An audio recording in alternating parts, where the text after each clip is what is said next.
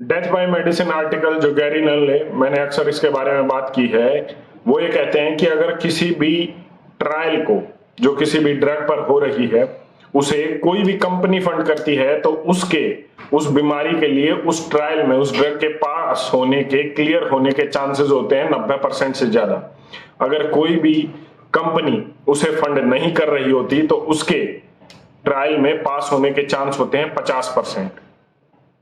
तो आप सोच सकते हैं कि कितना बड़ा इन्फ्लुएंस ये कंपनियां मेडिकल ट्रायल्स पर डालती हैं।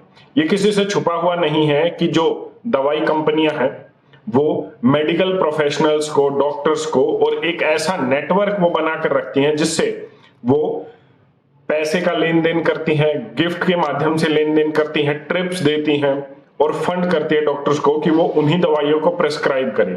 अभी आपने देखा पीछे कोविड में, कोरोना के समय में, जब लोगों को बुखार हो रहा था तो उस बुखार के लिए डोलो 650 बड़ी प्रचलन में आई। उस समय क्रोसिन और ये इनकी जो सप्लाई थी वो कम हो गई थी, वो डिमांड में थी लेकिन सप्लाई कम थी, मार्केट में मिल नहीं रही थी। लेकिन एक बार भी डोलो 650 की आपको सप्लाई बाधित हुई नहीं दिखी होगी, डॉक्टर्स भी उसी को प्रिस्क्राइब कर रहे थे। लेकिन अभी एक पीआईएल डाली गई है सुप्रीम कोर्ट में और उस पीआईएल में यह कहा गया है कि डोलो 650 ने 1000 करोड़ से ज्यादा की ब्राइब दी है, डॉक्टर्स को फ्रीबीज दी हैं। फ्रीबीज होती हैं मतलब आप मेडिकल प्रोफेशनल्स को ट्रिप पर भेज रहे हैं, उनकी ट्रिप को फंड कर रहे हैं, उनको गिफ्ट वाउचर दे रहे हैं, इस तरीके की बातें। तो अब इस पीआईएल में कहा गया है, और हैरान कर देने वाली बात यह है कि जब ये जो चीफ जस्टिस हैं चंद्रचूड़, जब इस पीआईएल को सुन रहे थे तो उन्होंने कहा कि खुद मुझे भी कोविड हुआ था, मैंने भी इस डोलो 650 को लिया था, मेरे भी डॉक्टर ने ये एडवाइस की है। तो आप सोच सकते हैं जड़ें कितनी गहरी हैं। और साफ साफ पीआईएल में उस एनजीओ ने आरोप लगाते हुए कहा है कि इन्होंने डॉक्टर्स को पैसे दिए हैं और इस तरीके से डॉक्टर्स को फायदा पहुंचाया है। और यहां पर ये जो एनजीओ है, ये federation of medical and sales representative association of India, ये एक एनजीओ है जिसने ये पीआईएल फाइल की है। मैं आपको बता दूं कि जो भी दवाई 500 mg मिलीग्राम ये डोज होती है, उससे अगर कम की होती है तो उसको सरकार रेगुलेट करती है। मतलब वो दवाई 15 रुपए की बिकेगी, 20 रुपए की बिकेगी, 50 रुपए की बिकेगी, वो सरकार तय करती है। लेकिन अगर 500 mg से ज्यादा की डोज हो किसी भी दवाई की, टैबलेट की, तो उसे सरकार रेगुलेट नहीं करती। तो इसलिए कंपनी ने बड़े अच्छे से इन नियमों को पढ़कर 500 mg से ऊपर की डोज अपनी रखी, डोलो 650। यहां पर 650 है जो मिलीग्राम है, जो डोज है वो बताई गई है। डोलो एक तरह से पैरासीटामोल का ही आप कह लीजिए, वो पैरासीटामोल ही है और बुखार और दर्द के लिए इसे इस्तेमाल किया जाता है।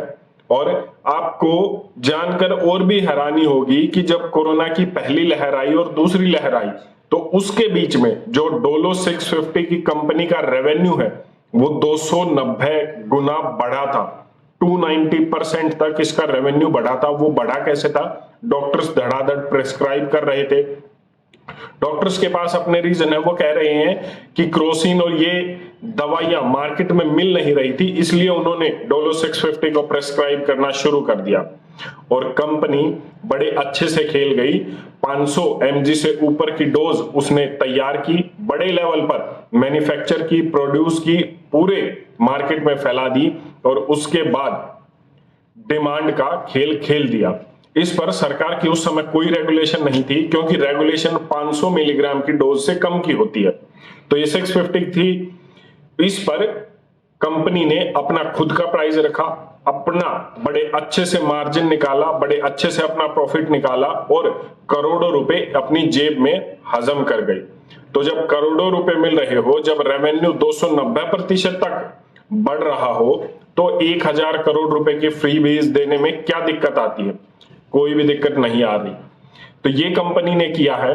बड़े आराम से आरोप लग जाते हैं कि बाबा रामदेव गुमराह कर रहे हैं, लेकिन जब ये कंपनियां करोड़ों रुपए इस तरीके से लुटाती हैं और अपने जैसे पहले ये दवाई सिर्फ प्रिस्क्रिप्शन पर ही मिलती थी, लेकिन जब कोविड का समय आया तो उसके बाद ये प्रिस्क्रिप्शन के बिना भी मिलने लग गई, तो क्या ये लोगों की जान के साथ कोई खिलवाड़ तो नहीं था?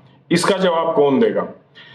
इतना जरूर कहूंगा कि होने वाला कुछ नहीं है, क्योंकि जिस लॉबी के साथ ये एनजीओ खेल रहा है वो लॉबी सिर्फ भारत में नहीं पूरी दुनिया में सबसे स्ट्रांग लॉबी है। आज के दिन वेपन इंडस्ट्री से भी बड़ी फार्मा इंडस्ट्री है। तो क्या ही होने वाला है वो आप खुद अंदाजा लगा सकते हैं। आप इस पर अपनी क्या राय रखते हैं, एक बार कमेंट करके जरूर बताएं। धन्यवाद। जय हिंद।